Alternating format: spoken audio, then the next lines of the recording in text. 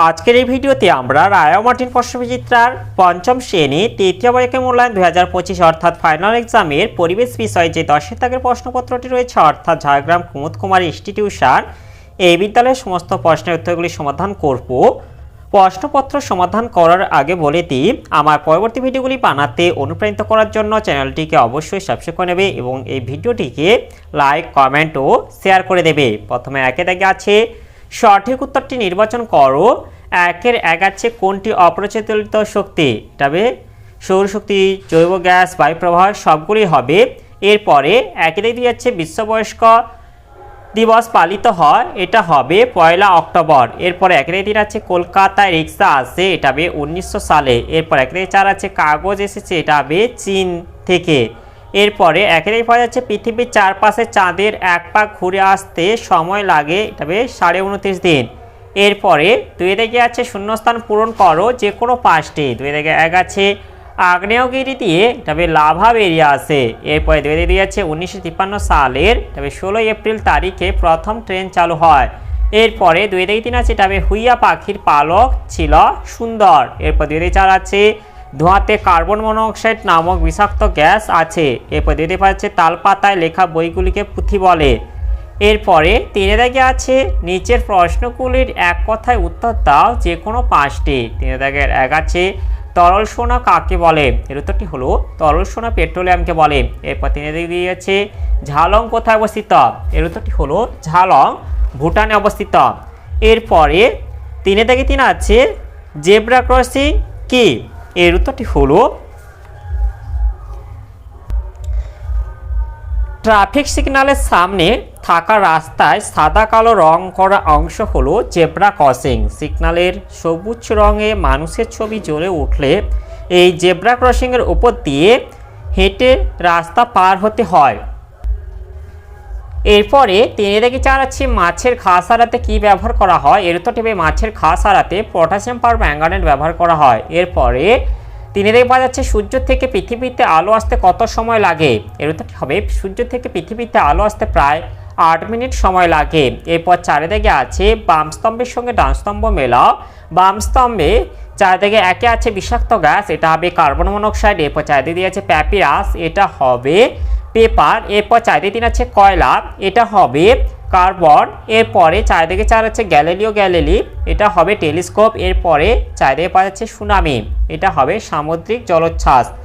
এরপরে 5 দাগে আছে সঠিক উত্তরের পাশে ঠিক ও ভুল বাক্যের পাশে ভুল লেখো। 5 দাগে 1 আছে সূর্য ও চাঁদের মাঝে পৃথিবী অবস্থান করলে সূর্যগ্রহণ হয়, এটি ভুল হবে। এরপর 5 দাগে আছে সৌরবিদ্যুৎ একটি অপ্রচলিত শক্তি, এটা ঠিক হবে। এরপর 5 দাগে 3 আছে পশ্চিমবঙ্গের নদিয়া জেলায় অনেক কয়লা খনি আছে, এটা ভুল হবে। এরপরে 5 দাগে 4 আছে গৌণ জোয়ারের মূল কারণ পৃথিবী স্থির থাকা, এটা ভুল হবে। এরপর 5 দাগে 5 আছে পৃথিবীর কক্ষপথ গোলাকার, এটা ভুল হবে। এরপর 5 দাগে 6 আছে প্রায় 450 কোটি বছর আগে সূর্যের জন্ম হয়, এটা ভুল হবে। এরপরে 6 দাগে আছে নিচের প্রশ্নগুলির সংক্ষিপ্ত উত্তর দাও যে কোনো 4টি। 6 দাগে 1 আছে অপ্রচলিত শক্তি কাকে বলে, উদাহরণ দাও, এর উত্তরটি হলো শক্তি উৎপাদনের যেসব উৎসগুলি বহুকাল ধরে প্রচলিত নয় এবং বর্তমানে অল্প পরিমাণে ব্যবহৃত হয় তাদের অপ্রচলিত বা অচিরাচরিত শক্তি বলে, যেমন সৌরশক্তি, বায়ুশক্তি প্রভৃতি। এরপরে 6 দাগে 2 আছে চন্দ্রগ্রহণ কাকে বলে, এর উত্তরটি হলো কোনো পূর্ণিমা রাতে পৃথিবী যখন সূর্য ও চাঁদের মাঝখানে এক সরলরেখায় চলে আসে তখন পৃথিবীর ছায়া চাঁদের ওপর পড়ে, ফলে চাঁদকে দেখা যায় না, এই ঘটনাকে চন্দ্রগ্রহণ বলে। এরপরে 6 দাগে 3 আছে ভরা কোটাল ও মরা কোটাল কাকে বলে, এর উত্তরটি হলো ভরা কোটাল অমাবস্যা ও পূর্ণিমা তিথিতে পৃথিবী, চাঁদ ও সূর্য এক সরলরেখায় অবস্থানের ফলে যে প্রবল জোয়ার সৃষ্টি হয় তাকে ভরা কোটাল বা তেজ কোটাল বলে। এরপর আছে মরা কোটাল কৃষ্ণ ও শুক্লপক্ষের অষ্টমী তিথিতে পৃথিবীর সঙ্গে চাঁদ ও সূর্যের সমক্ষণে অবস্থানের ফলে যে কম প্রাবল্যে জোয়ার সৃষ্টি হয় তাকে মরা কোটাল বলে। এরপরে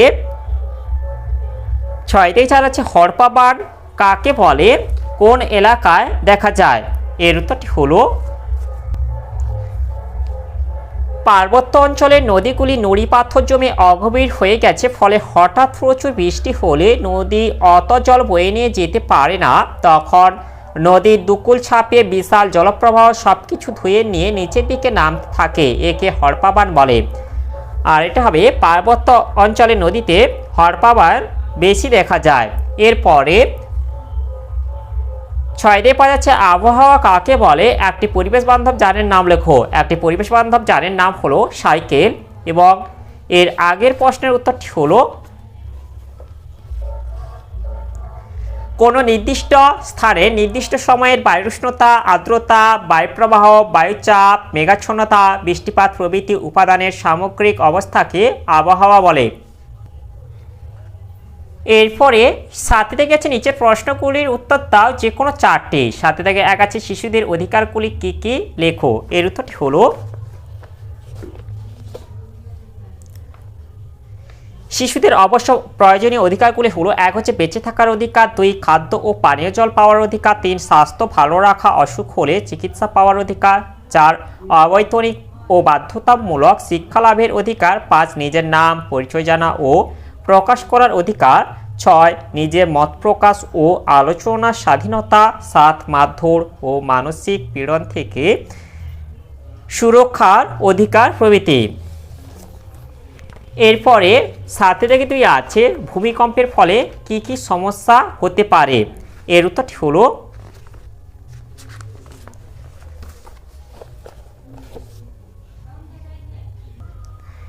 এর উত্তরটি তোমরা এটা বলে দেবে, এই যে ভূমিকম্পের কি কি ক্ষতি হতে পারে এটাই বলে দেবে। 1 হচ্ছে অসংখ্য মানুষ ও জীবজন্তুর মৃত্যু হয়, 2 রাস্তাঘাট ঘরবাড়ি সেতু বাঁধ কলকারখানা ভেঙে পড়ে, 3 গাছপালা ও ফসলের ক্ষতি হয়, 4 ভূমিকম্পের ফলে সৃষ্ট সুনামিতে সমুদ্র উপকূলের চরম ক্ষতি হয়, 5 জলের পাইপ গ্যাসের পাইপ তেলের পাইপ ওলটপালট হয়ে সব কিছুর সরবরাহ বন্ধ হয়ে যায়।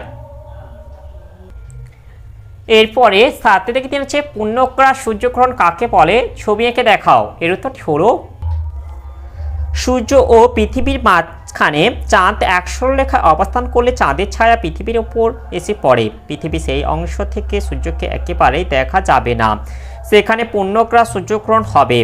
এই গ্রহণ চলাকালীন সম্পূর্ণ সূর্যই চাঁদের আড়ালে চলে যায়, তাই পৃথিবী থেকে আর সূর্যকে একেবারেই দেখা যাবে না, কিছুক্ষণের জন্য চারিদিক অন্ধকার হয়ে যাবে। আর এর পাশে যে এই যে চিত্র নম্বর 3টি যেটা আছে এটা হচ্ছে পূর্ণগ্রাস সূর্যগ্রহণ, তোমরা এই চিত্রটা অঙ্কন করে দেবে। এরপরে 7 থেকে 4 হচ্ছে বন্যপ্রাণী সংরক্ষণ বলতে কি বোঝো, আমরা বন থেকে কি কি সুবিধা পাই। এর উত্তরগুলি হলো বন সংরক্ষণের মধ্য দিয়ে বনের বিভিন্ন জীবজন্তু রক্ষা করার ব্যবস্থাকে বন্যপ্রাণী সংরক্ষণ বলে। নানা রকম বন্যপ্রাণীকে সংরক্ষণ করা যায়, কখনো কখনো কৃত্রিমভাবে বন তৈরি করেও বন্য জীবজন্তুদের সংরক্ষণ করা হয়ে থাকে। এরপরে এটা আছে বন থেকে আমরা কি কি সুবিধা পাই। এর উত্তরটি হলো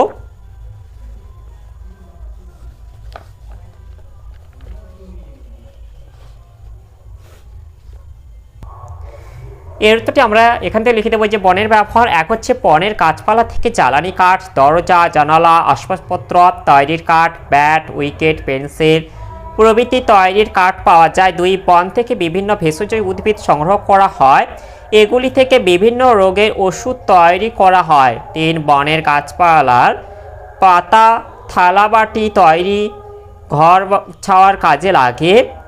এরপরে 4টা আছে বন থেকে মধু লাখা রেশম মশলা তন্তু প্রভৃতি সংগ্রহ করা হয়। 5 আছে বনে অনেক প্রাণী বসবাস করে, বনভূমি ভূমিক্ষয় রোধ করে, জলচক্র ও জলবায়ু নিয়ন্ত্রণ করে।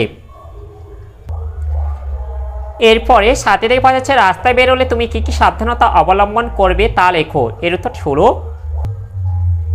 এর উত্তরটা আমরা এখান থেকে বলে দেবো। 1 হচ্ছে গাড়িতে বসার সময় সিট বেল্ট ব্যবহার করব। 2 হচ্ছে বাবা মা বা বড় কারোর সঙ্গে মোটর বাইকে চাপলে নিজে হেলমেট পরবো এবং অন্যকেও হেলমেট পরতে বলবো। এরপর 3 আছে সিগন্যাল দেখে রাস্তা পার হবো। 4 হচ্ছে জেব্রা ক্রসিং বরাবর রাস্তা পার হবো। 5 হচ্ছে রাস্তা পারাপারের জন্য ফুটব্রিজ বা সাবওয়ে থাকলে তা ব্যবহার করব। 6 রেলওয়ে ক্রসিং পার হওয়ার সময় সিগন্যাল দেখে পার হব। এরপর যেটা হচ্ছে সবুজ সিগন্যাল থাকলেও যাত্রীবাহী ট্রেন বা মালগাড়ি চলে যাওয়া পর্যন্ত অপেক্ষা করব। এরপর 7 আছে বাসে চললে নির্দিষ্ট স্টপেজে ওঠানামা করব। এরপর 8 আছে রাস্তার পাশে ফুটপাত দিয়ে হাঁটবো। এরপর 9 আছে ফুটপাতহীন রাস্তার বাঁ দিক দিয়ে হাঁটবো। এরপর 10 আছে রাস্তায় সদা সতর্ক থাকবো। তাহলে আজকের ভিডিওতে যে 10 নম্বর প্রশ্নপত্রটি ছিল তা আজ সমাধান করলাম। এবং ভিডিওটি শেষ করার আগে বলে দিই, তোমরা যারা এখনও পর্যন্ত চ্যানেলটিকে সাবস্ক্রাইব করনি অবশ্যই চ্যানেলটিকে সাবস্ক্রাইব করে বেল আইকনটি অল করে দেবে পরবর্তী ভিডিওগুলির নোটিফিকেশান তাড়াতাড়ি পাওয়ার জন্য।